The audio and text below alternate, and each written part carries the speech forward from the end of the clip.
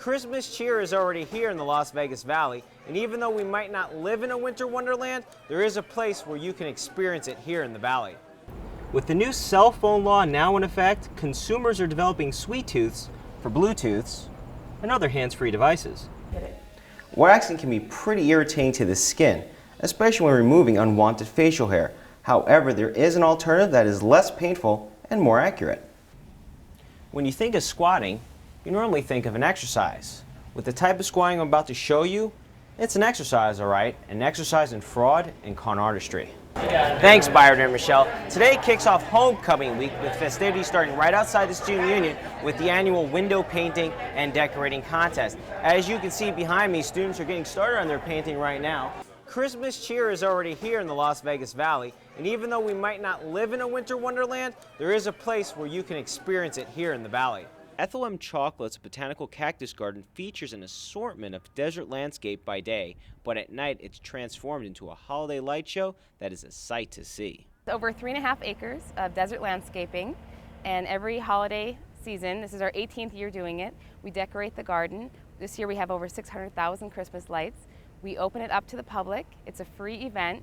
Although you won't find Douglas firs growing in the valley, you'll find plenty of cactus. So instead of a Christmas tree, you'll find a wide variety of Christmas cactus, which many tourists like just as much as the tree. Every year actually almost seems to be even better. And we come out, we take the tour, and then they get to walk through and enjoy the lights. It's a nice way to spend the evening. It's a good night out, hanging out with family and friends. It was colorful, lights were beautiful. Even man's best friend enjoys a walk through the different assortments of lights and cacti. It's a great night out. I'm a dog walker, so I always try and house sitter, so I always try and find something to do with all the dogs that I sit. There's also a second tour that ends with a special treat. You start out and you go through and you're in our kitchen, basically. You're looking into our kitchen, so you see the people making the brittle, and then you walk through and go into our molding lines where you see the chocolate being put into the molds, and then it goes through a cooling line, and then also at the end is our packing line, and that's where you get your sample of chocolate. Everyone I spoke to who took the tour highly recommends it. Even when we have family come and visit us from out of town, we bring them here. After Thanksgiving, we always come. It's kind of a tradition, actually. Do you have enough room after Thanksgiving to hound down that chocolate? There's always room for chocolate. The tour is one of the few things you can enjoy with the family for free in Las Vegas and runs through the new year. Reporting for Studio G News, I'm Eric Cuomo. Have a happy holiday season. Occupy Las Vegas occupied downtown on Thursday, where around 75 protesters demonstrated outside the courthouse. The demonstration came on the heels of violence breaking out during the Occupy Wall Street protest in New York last week. Occupy Las Vegas was nonviolent, which was one of the goals of the event. They're doing civil disobedience to try to get attention from our federal government, from our federal representatives like Harry Reid. The point of it is kind of to tell them, we need you to do more than what you've done. The 99%, as the group refers to themselves as, sees what they are doing as the only way to convey their message.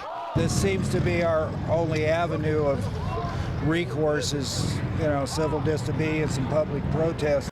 Although lots of violence has surrounded Occupy events around the country, the people who support the movement say it's the exception and not the rule. The best way to make progress and get real change is to push the boundary, but to do so in a nonviolent way, all the way up to the point, but not crossing the point where justified police retaliation comes into play. Unlike previous Occupy events here in Las Vegas, this was the first in which arrests were made. The statute requires you to disperse upon being commanded to do so. You are hereby commanded to disperse immediately. It's always Metro's responsibility here is just to keep the peace and ensure safety. And we feel we had an excellent event today. There were no injuries whatsoever. We did have 21 arrests made. At a certain point, the protesters went onto Las Vegas Boulevard and sat down. We gave them 3 warnings, and then after about 10 minutes, then we started to make arrests. All 21 of the protesters were charged with misdemeanors and will have court hearings at a later date. Reporting for Studio G News, I'm Eric Cuomo.